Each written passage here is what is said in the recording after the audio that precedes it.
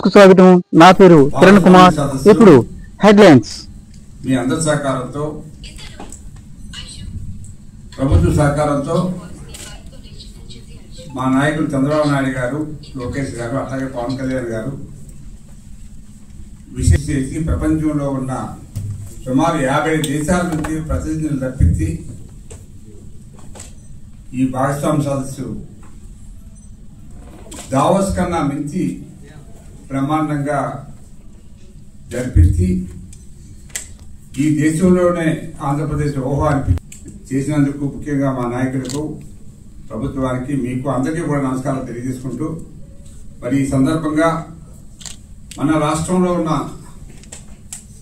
పరిస్థితులు ఏమిటి, ఎన్ని ఒప్పందాలు అయ్యాయి, ఎన్ని పరిశ్రమలు వస్తున్నాయి, ఎన్ని ఉద్యోగాలు వస్తున్నాయని చెప్పి ఇప్పటికే మీకు చాలా మందికి ఇన్ఫర్మేషన్ ఉండే ఉంటుంది. మళ్ళా ఒకసారి మళ్ళీ ప్రజలు ఎప్పుడూ కూడా ఈ రోజు మాట్లాడింది 3 రోజుల తర్వాత మళ్ళీ మర్చిపోతారు.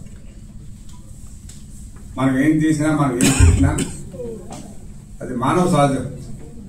సో అందువల్ల మరొకసారి ప్రజల దృష్టికి ఈ విషయాలన్నీ జ్ఞాపకం చేద్దామని, ఈ ప్రభుత్వాన్ని సహకరించాలని మీ ద్వారా మరొకసారి కోరుతున్నాను.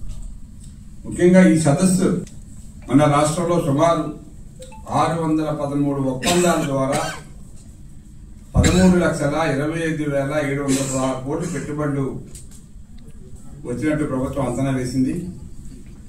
దీని ద్వారా సుమారు 16,13,188 ఉద్యోగాలు రావడానికి అవకాశం ఉందని చెప్పి ఈ లెక్కల ద్వారా తెలియజేస్తున్నాం. ఇవి లెక్కలు కాదు, ఇవి పక్కాగా అమలు జరిగే ప్రాజెక్టులు. గతంలో ప్రభుత్వం ఒకసారి ఇక్కడ విశాఖపట్నంలో సదస్సు నిర్వహించింది. 10 లక్షలు వస్తాయి, 15 లక్షలు వస్తాయని చెప్పారు. ఒక్క ప్రాజెక్ట్ కూడా ఎక్కడ మొదలుపెట్టిన దాఖలాలు లేవు. సరికదా ఈ విశాఖపట్నంలో ఉన్న ఐటీ కంపెనీలు 5, 6 చిన్న పెద్ద ఉంటే ఈ కంపెనీలన్నీ కూడా హైదరాబాద్ తరలిపోయే పరిస్థితి కల్పించి ఆ బిల్డింగ్లన్నీ కూడా ఇది ఏదో రాజధాని పెడదాం అనే ఉద్దేశంతో మొత్తం అంతా కూడా ఐటీ పరిశ్రమలు ఖాళీ చేసిన సంగతి మీ అందరికీ తెలిసిందే. తద్వారా ఎంతో మంది ఉద్యోగాలు కోల్పోయారు. హైదరాబాదు, బెంగళూరు, చెన్నై వెళ్లి మళ్ళీ అక్కడ ఉద్యోగాలు సంపాదించుకోవడం కోసం ప్రయత్నం చేసి చాలా ఇబ్బందులు పడ్డ సంగతి మీకు తెలిసిందే. అందువలన అటువంటి పరిస్థితి రాకుండా ఇప్పుడు మేము పెట్టిన సదస్సు ద్వారా పక్కాగా అమల్లోకి వచ్చిన ప్రాజెక్టుల గురించి చెప్తున్నాం. ఇప్పుడు మీకు గూగుల్ శంకుస్థాపన చేసింది డేటా సెంటర్, అట్లాగే అదాని కూడా ఉంది. అదానితో పాటు ఇక మిగతా 2 సెంటర్లు, అవి కొత్త సెంటర్లు కూడా వచ్చాయి. వాటిని కూడా మరి ఈ మధ్యనే శంకుస్థాపన చేయడానికి రెడీగా ఉన్నాయి. ముఖ్యంగా మీకు తెలుసు, ఇది ఈజ్ ఆఫ్ డూయింగ్ బిజినెస్ అనే దానికన్నా స్పీడ్ ఆఫ్ డూయింగ్ బిజినెస్ అనే పద్ధతిలో ఈ రాష్ట్రం పనిచేస్తా ఉంది. ఎవరు బిజినెస్ పెట్టాలన్నా ఇమీడియట్ గా వన్ డిస్క్ లోనే అన్ని పర్మిషన్లు ఇప్పించేసి ఈ పరిశ్రమను స్థాపించాలన్న ఉద్దేశంతో పనిచేస్తుంది. మరి ఇందులో భాగంగానే అన్ని ప్రాంతాల్లో కూడా రకరకాల పరిశ్రమలు తీసుకొచ్చి ఆ ప్రాంతానికి సరిపడా పరిశ్రమలు ఏర్పాటు చేయాలనే ఉద్దేశంతో, ఉదాహరణకి మనం రాయలసీమలో తీసుకుంటే నాడు జూనియర్ వ్యాలీ పెట్టారు. మైక్రోసాఫ్ట్ వంటి టెక్ ఒకటి హైదరాబాద్ తీసుకొచ్చి అభివృద్ధిలో రాష్ట్రాన్ని ముందుంచిన సంగతి మీ అందరికీ తెలిసిందే, చంద్రబాబు నాయుడు గారు. ఆ విధంగా ఈరోజు ఎనర్జీ, సింతా ఒకటి, సీల్ ఒకటి, బొందాడ, ఆస్థా, అదాని, జేఎస్డబ్ల్యూ, టాటా, అయానా, ఎన్ని కంపెనీలన్నీ కూడా రెన్యూబుల్ ఎనర్జీగా అక్కడ స్టార్ట్ చేయాలని రాయలసీమలో పెట్టడానికి ప్రయత్నం చేస్తా ఉన్నారు.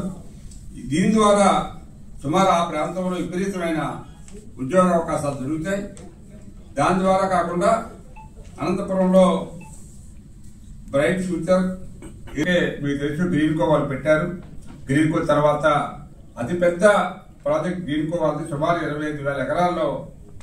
అది రెన్యూబుల్ ఎనర్జీ అంటే మీకు తెలుసు, ఒక వాటర్ ఒక డ్యామ్ ద్వారా నింపి మళ్ళీ దాన్నే రీసైకిల్ చేసి ఎనర్జీ సప్లై చేస్తారు. దాన్ని కూడా స్టోరేజ్ కూడా పెట్టడానికి అవకాశం కొత్తగా పెట్టారు. అది ఇంతకుముందు ఎప్పుడూ లేని విధంగా స్టోరేజ్ పవర్ కూడా ఇప్పుడు మనకి అందుబాటులోకి వస్తుంది త్వరలోనే.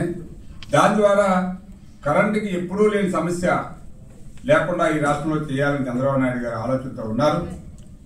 గతంలో మీకు తెలుసు, మరి 19లో మరి జగన్ గారు అధికారంలోకి వచ్చిన వెంటనే ఏవైతే కొన్ని పవర్ కంపెనీలు అగ్రిమెంట్లు తీసుకొని ఈ రాష్ట్రానికి సర్ప్లస్ పవర్ తీసుకురావాలని ప్రయత్నం చేశారో చంద్రబాబు నాయుడు గారు, ఆ రోజు రివర్స్ టెండరింగ్ పేరుతో మొత్తం ఆ రోజున్న 10,000 కోట్ల రూపాయల టెండర్లన్నీ కూడా రద్దు చేసి వాళ్ళు అధికారంలో ఉన్నంతసేపు కూడా సుమారు యూనిట్ 10 రూపాయలు, 8 రూపాయలు, 12 రూపాయలు కూడా ఇచ్చి కొని ఈ రాష్ట్రానికి పవర్ ద్వారానే సుమారు 1,00,000 కోట్ల దాకా అప్పులు చేసి ఈ పవర్ కొనడం మనందరికీ తెలిసిందే. సో ఆ రోజు ఆ కంపెనీలు కానీ మనం యథావిధిగా కొనసాగిస్తే ఈవేళ మనం ఇంత పవరు అక్కడి నుంచి ఇక్కడి నుంచి మనం కూడా కొంత ఇబ్బంది పడి తెచ్చుకున్న పరిస్థితి వచ్చింది. ఇప్పుడిప్పుడే మనం పవర్ సర్ప్లస్ లోకి ఇవన్నీ కూడా ఈ సోలార్ ఇవన్నీ కూడా విండ్ ఇవన్నీ మనం స్టార్ట్ చేస్తున్నాం కాబట్టి త్వరలోనే మనమే పవర్ అమ్మే పరిస్థితికి వస్తాం. అందువలన ఆ రోజున్న పరిస్థితిని గమనించుకునే ఈరోజు మన నాయకులు ఇవన్నీ కూడా ఎనర్జీ సెక్టార్లో ఇవాళ సోలార్ని మోస్ట్ విండ్ అండ్ సోలార్ని బాగా ఎంకరేజ్ చేస్తున్నారు. ఎవరైనా సోలార్ ఒక పవర్ ప్లాంట్ పెట్టుకుంటే ఇవాళ ప్రైవేట్కి అమ్ముకోవడానికి అవకాశం కూడా కల్పించారు. ఇది గవర్నమెంట్ పీపీపీ ద్వారా ఇంతకుముందు గవర్నమెంట్ పీపీపీ ఇచ్చినే పెట్టేవారు power plants, solar power plants. కానీ ఈరోజు ఎవరైనా మీకు అందుబాటులో ఉన్న కంపెనీలు